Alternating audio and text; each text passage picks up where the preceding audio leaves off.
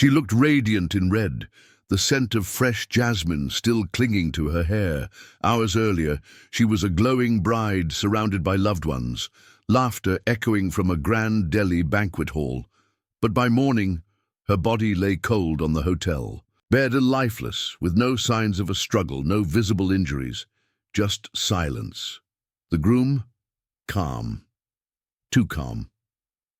He told the staff she wasn't waking up. He said she fainted, but the CCTV from the hallway, mysteriously erased. Her last phone call, unanswered. Her parents, desperately trying to reach her, unaware she was already gone. Why would a man kill his wife the same night he married her? Was it rage, a sudden snap, or something far more chilling, planned from the start? Police suspected. Foul play within hours. The autopsy confirmed it. This wasn't an accident. This was murder, and what followed exposed a web of lies, manipulation, and a carefully calculated betrayal. Because when the truth finally surfaced, it wasn't just shocking, it was horrifying. This is the story of a bride who never got a chance at marriage because her killer was already waiting in the honeymoon suite. Anjali Sharma was just 24. Bright-eyed, hopeful, and raised in a modest Delhi household, she'd spent months dreaming of this day, the day she'd finally start a new life. Her groom, Ritesh Malhotra, was 31, a self-made businessman, or so he claimed. He came from influence, a well-connected family with political links and money that spoke louder than words. Their wedding was the kind seen in Bollywood films: lavish decor, celebrity choreographers, designer lehengas, and a venue dripping in opulence. Guests whispered about the cost of it all. The Malhotras had spared no expense, but hidden beneath the glitter and gold was something far darker. After the celebrations, the newlyweds checked into an upscale hotel in South Delhi. A private suite, room service on call, security cameras at every entrance. Anjali even texted her cousin minutes before midnight. All good so far. He's being sweet. That was the last time anyone heard from her. By morning, she was dead.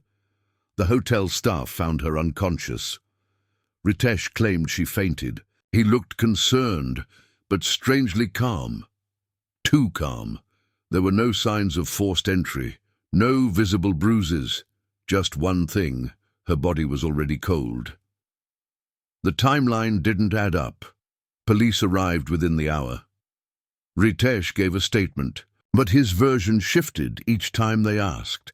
Her phone was missing. CCTV footage from the hallway outside their suite? Corrupted. Conveniently. And then came the silence. Ritesh's family refused to answer calls. They declined to speak to the media. No condolences to Anjali's parents. No explanation. Just distance. When the autopsy came in, the shock was seismic. This wasn't natural. It wasn't accidental. Anjali had been poisoned. A newlywed bride, murdered in a luxury suite just hours after her wedding, by the man who'd promised her forever. The betrayal wasn't just personal. It became national. News channels ran debates. Hashtags trended. This wasn't just about one murder. It was about trust, power, and how easily it can all be shattered in a single night. And what came next only made things worse. It started with a DM, a harmless, "Hey, I've seen you around. You have a lovely smile."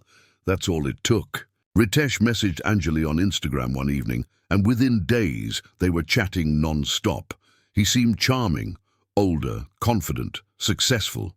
To Anjali, who'd just finished her B.Ed and was starting her first teaching job, it felt exciting. He made her feel seen. Ritesh told her he ran a logistics business. He'd send her selfies from airports, cafes, office meetings, always dressed sharp. He had opinions on everything, from politics to her wardrobe. At first, she liked that. He made her feel protected, guided.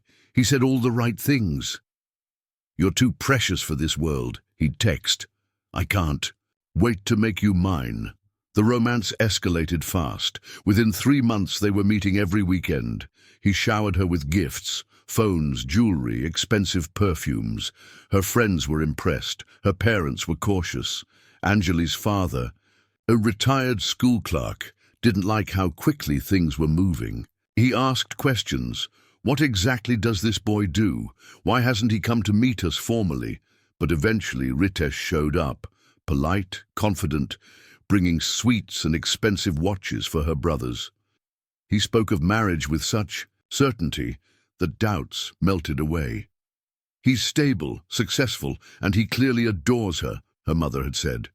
The wedding was fixed, just 6 months after that first message, but while the Instagram feed painted a fairy tale, candlelight dinners, cute captions, matching outfits, the reality was different. Friends later revealed that Anjali had confided in them about frequent fights, small things at first. He'd get angry if she didn't reply instantly. He didn't like her talking to male colleagues. He'd go through her phone just to be sure. Once, he accused her of hiding something because she deleted a forwarded meme. He apologized every time, sent flowers, wrote long messages about how he only acted this way because he loved her too much. "You're my weakness," he'd say. "I can't bear the thought of losing you." To an outsider, they looked perfect. But to those who listened carefully, the cracks were loud. Anjali started becoming quieter. She stopped going out with her friends. She laughed less. Even her Instagram captions, once bubbly and quirky, started becoming more cryptic. One post, just weeks before the wedding, said, "Not everything. Golden is gold. Some things are just shiny traps." When her best friend asked her what that meant, she brushed it off. "Just random thoughts," she'd said. But her eyes said something else. So, was this love or a carefully designed trap? Ritesh had the image, the charm, the wealth, but underneath that there was something else: control, possessiveness, and a need to dominate. Those closest to Anjali would later admit they had sensed it, but didn't know how to voice it. After all, who questions a wedding when everything looks perfect on paper? Now, in hindsight, everything seems obvious. The fast pace, the emotional manipulation, the silencing of Anjali's discomfort. But back then, it was brushed aside as pre-wedding jitters. This wasn't just a toxic relationship. It was a ticking time bomb dressed in a tuxedo. And Anjali, sadly, never got to see what was truly behind the mask, because that night in the hotel wasn't just the end of a marriage. It was the final chapter in a love story that may never have been real to begin with. And the deeper the investigation went, the more twisted the truth became. February 15th. The wedding was everything an Indian middle-class family could dream of, beach and more. Held at a sprawling 5-star venue in South Delhi, the floral arrangements alone cost more than a year's salary for most of Anjali's relatives. There were chandeliers, imported orchids, a live band, and celebrity makeup. Artists working with Anjali and her bridesmaids, her lehenga, a custom sabyasachi worth over Rs 4 lakhs, gifted by Ritesh. The photographer's Instagram story called it a fairy tale Delhi wedding. But fairy tales don't come with morgue reports. From a distance, it all looked perfect. Anjali smiled, posed, touched her parents' feet. She looked radiant, but her smile didn't reach her eyes. At least that's what her cousin Pooja noticed. Just 2 hours before the ceremony, Anjali had messaged her privately on WhatsApp. "Please stay close to me today. I don't know why, but I'm feeling really weird." He's acting off. That single message would haunt Pooja forever. The Bharat was late, more than an hour. Guests waited while Ritesh's side arrived with awkward energy. Less celebration, more chaos. Some guests assumed it was a traffic delay, but insiders said the delay was because of a fight, a loud one. A staff member at the venue later told police he overheard Ritesh arguing with his father in the parking area. Something about not wanting to go through with it and being trapped. The exact words are unclear, but the tone angry, desperate. Inside the bridal suite, Anjali waited, confused and anxious. She'd tried calling Ritesh twice, but he didn't answer. When he finally arrived, he looked tense, pale, like someone who'd seen a ghost or was about to create one. Still, the rituals went on. Fire, flowers, smiles for the camera. Guests cheered, DJs played, champagne flowed, but those paying attention saw it. The stiffness in Ritesh's posture, the forced laughter, the way he avoided eye contact. During the Jai Mala, he barely lifted his arms. During the Feras, he whispered something to the Pandit and left briefly, claiming he had a headache. Even at the reception, held a few hours later in the hotel's grand banquet hall, something felt off. Ritesh kept stepping out to take calls. Anjali looked worried.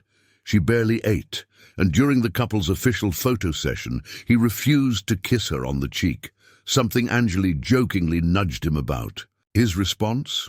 A cold shrug. By midnight, the guests were gone. The laughter had faded. The couple checked into their honeymoon suite on the 9th floor, decorated with rose petals, scented candles, and a champagne bottle with their initials etched. On the glass, by 3 a.m., Anjali was dead. It's chilling to think how quickly things unraveled. One moment she was standing under a mandap, applying Sindoor. 3 hours later, paramedics were zipping up her lifeless body into a black bag. For her parents, the nightmare began with a phone call from the hotel. There's been a medical emergency, they were told. When they arrived, the room was sealed. Their daughter, who just hours earlier had left their home as a bride, was gone forever. What happened inside that hotel suite? Was this murder? Premeditated or a fit of rage? And why did Ritesh show no panic, no grief when police arrived? This wasn't just a wedding gone wrong. It was a perfectly orchestrated event, hiding something far more sinister underneath the glitter and garlands. And as police started digging, the mask Ritesh had worn for months began to crumble, revealing something darker than anyone had imagined. CD. Couple entered room 708 of the luxury 5-star hotel at exactly 12:48 a.m., as confirmed by the elevator's CCTV footage. In the video, they appear calm, even laughing. Anjali is seen holding her heels in one hand and her lehenga in the other, clearly exhausted but smiling. Ritesh stands behind her, his arm loosely around her waist. From the outside, they looked like any newlywed couple ending a long day of celebrations. But by 3:27 a.m., Anjali was declared dead. Hotel staff were first alerted when Ritesh called the front desk frantically, saying his wife had collapsed in the bathroom. "She's not breathing! I need help!" he reportedly shouted. Within minutes, hotel security and medical staff rushed up to room 708. They found Anjali unconscious on the bed, not the bathroom floor, as Ritesh had claimed. Her pulse was gone, eyes half open, no signs of movement. The paramedics attempted CPR, but quickly realized it was too late. She was declared dead on the spot, still in her bridal jewelry, sindoor in her hair, mehendi fresh on her hands. The image was haunting. Police arrived within an hour. By then, Ritesh had changed clothes and was sipping water, visibly shaken, but oddly composed. He repeated the same line to officers. "She slipped in the shower. I think she hit her head. I panicked, but the facts didn't add up. For starters, Anjali's body had no major head injury, no bleeding, no signs of a fall. In fact, when investigators checked the bathroom, it was dry, spotless. The water hadn't been used for hours. Even the towels were neatly folded. More disturbing was the autopsy report. It didn't take long for the medical examiner to raise flags. There were no visible external injuries, except one faint reddish mark on the left side of her neck. Not a bruise, not a wound, but a sign consistent with pressure or injection. The toxicology results sent shockwaves, a high concentration, of a rare, fast-acting sedative was found in her bloodstream, a drug not commonly available over the counter. And Anjali? She had no history of drug use, no prescriptions. Her medical records were clean. Police began to dig deeper. Where did the sedative come from? How was it administered? Was it slipped into her food or drink? Did Ritesh use a needle? Or was it mixed in the champagne that had been gifted to them by the hotel? There were no signs of forced entry. No fingerprints besides the couple's. No what began as a tragic mystery soon turned into a twisted puzzle, and the deeper investigators looked, the darker it became. The autopsy had already raised eyebrows, but the full toxicology report confirmed the most chilling suspicion. Anjali had been poisoned. The substance found in her bloodstream was etorphine, a powerful opioid typically used to sedate large animals. It's not available without special authorization, and certainly not something a regular person could get over the counter. Investigators immediately questioned, how did it end up in her system? As authorities started piecing together the timeline of events, they uncovered something that made them pause. Ritesh's call to hotel reception, the one claiming Anjali had collapsed, was placed at 3:14 a.m. But just 7 minutes earlier, at 3:07 a.m., Ritesh had made a 90-second call to a private doctor based in Noida. Not a hospital, not emergency services, a personal contact. Why did he call a doctor before alerting the hotel staff? What exactly did he discuss in that call? Investigators would later learn that the doctor refused to cooperate with police, citing doctor-patient confidentiality. But that single phone call painted a damning picture, one that suggested Ritesh may have known exactly what was happening to Anjali before anyone else did. Things took another bizarre turn when police requested all CCTV footage from the hotel, especially from the corridors and elevators leading to room 708. The footage from 12 a.m. to 3 a.m. was clean and intact. But after that, a 3-hour gap, missing, corrupted. The hotel's IT team claimed a technical glitch. But conveniently, the 3 hours that could have shown whether someone entered or left that room or helped clean up were gone. No backups, no explanations, and no one willing to take responsibility. Investigators began to suspect there was more to this than just one man covering up a crime. Was someone helping him? Adding fuel to the fire, Ritesh's family immediately brought in high-profile lawyers, refusing any cooperation beyond the legal minimum. Ritesh declined to take a polygraph test, citing mental trauma and stress. His family went completely silent. No public statements, no media appearances, not even condolences to Anjali's devastated parents. But it was the testimony of a former housemaid that flipped the narrative entirely. According to this woman, who worked at the Groom's residence, for over 2 years, Ritesh and Anjali's relationship had been rocky from the beginning. She told police they fought almost every week. He was controlling, possessive, and once I heard him scream, "If you ever leave me, I swear to God I'll kill you and no one will find your body."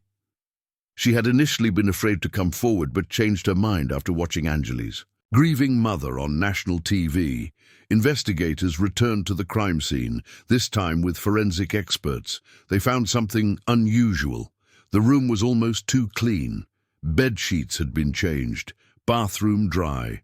No signs of spilled water, broken glass, or even signs of distress. But here's the catch. The hotel didn't offer cleaning services after 11 p.m. and there were no logs of housekeeping visiting room 708 after the couple checked in. So who cleaned it? Was Ritesh methodical enough to sanitize the crime scene himself, or did someone help him? A hotel staffer, a family member, a trusted friend? At this point, the investigation was no longer just about a murder. It was about a cover-up. One with money, influence, and silence at its core. Every new detail pointed to premeditation and a calculated effort to erase evidence before it could speak. But justice wasn't done yet. What came next would be a courtroom drama unlike anything Delhi had seen in years. The courtroom became a battlefield, not just between a grieving family and a calculated killer, but between ordinary people demanding justice and the crushing weight of influence and privilege. In the days following Anjali's death, her parents and younger brother were left shattered, but not silent. They spoke to the media, they pushed for answers, and their fight struck a nerve with the nation. Within days, the hashtag Justice for Anjali began trending across India. Influencers, activists, and even Bollywood celebrities began speaking out, demanding transparency in the investigation. The public pressure worked. Delhi police, criticized for their slow initial response, handed the case to their top crime branch. Officers, journalists began digging deeper, uncovering past complaints against Ritesh that had been hushed up. Verbal abuse, threats, emotional torment. None of them had made it to a police station, but they added weight to the narrative. This wasn't an impulsive crime, it was a pattern. The trial began 3 months after Anjali's death, and it instantly became national news. Ritesh arrived, in court each day, wearing a composed expression and expensive suits. His legal team was among the best in Delhi. They argued that Anjali had a history of depression and emotional instability. They painted a story of a mentally fragile woman who took her own life in a moment of despair, but the prosecution wasn't having it. They presented damning digital evidence. Ritesh's internet search history from days before the wedding showed phrases like, "How much sedative is fatal?" "How to kill someone painlessly," and "How to erase CCTV footage." Police had also found a small vial of sedatives and an injector hidden in the lining of Ritesh's suitcase. He claimed they were for medical anxiety, but couldn't produce a prescription. The prosecution argued that these were intended to paralyze or drug Anjali without a struggle. One of the most emotional moments came when Anjali's younger brother took the stand. Fighting tears, he described how his sister had called him, just hours before her death, saying she felt trapped and wanted to go home. She never got the chance. After 6 weeks of testimony, the court delivered its verdict. Ritesh was found guilty of murder, tampering with evidence, and criminal conspiracy. The judge sentenced him to life imprisonment. The courtroom erupted in mixed reactions. Some cried tears of relief. Others remained stone-faced. But outside, a bigger debate was brewing. Many felt the punishment didn't fit the crime. "If a poor man had done this, he'd be on death row," one protester said outside the courthouse. But Ritesh's money, he bought him life, and that's the question that still echoes. Did justice truly win? Or did power once again dilute the truth? Either way, Anjali was gone, and no sentence, life or death, could bring her back. Anjali's death wasn't just another line in a police report. It became a symbol, a haunting reminder that sometimes the people we trust most can be the ones who destroy us. But her story didn't end in that hotel room. What followed was a wave of pain, resilience, and eventually purpose. Her family, broken but brave, refused to let her memory fade into headlines. Just months after the trial, they established the Anjali Foundation, a trust aimed at supporting women in abusive marriages and educating young girls about recognizing early signs of manipulation and control. It offered free counseling, legal aid, and emergency shelters, especially for women in arranged or newly married relationships. Her childhood friends, devastated by the loss, launched a digital movement. They started an online campaign called See the Red Flags, where survivors shared their stories of hidden abuse, from gaslighting to physical violence. The page gained thousands of followers within weeks.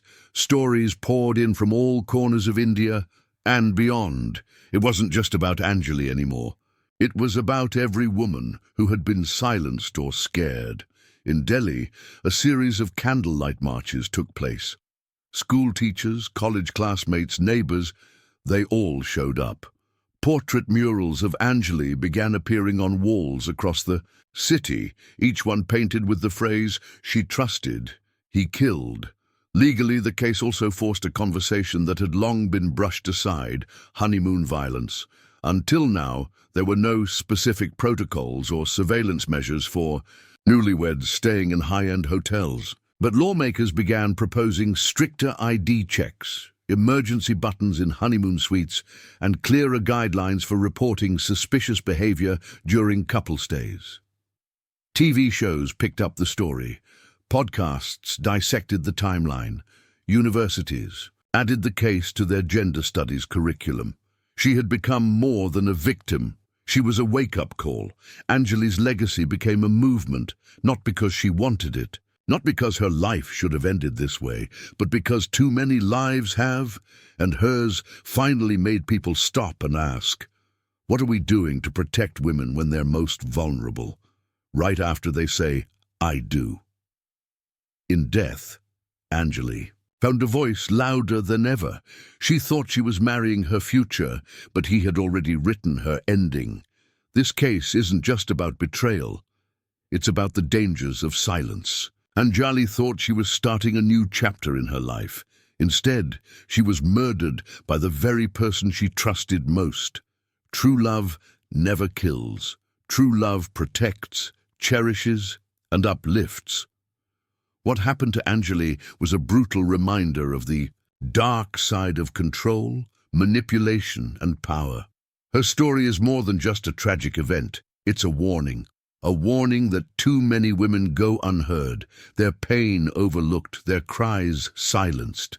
But if we keep talking, keep sharing, we can change that. Silence lets monsters hide. If this case shook you like it shook us, share her story. Let Anjali's name stand as a warning and a light, because when we stop talking, that's when the next Anjali gets silenced. Speak up, share, and be the voice for those who have none. Every conversation counts.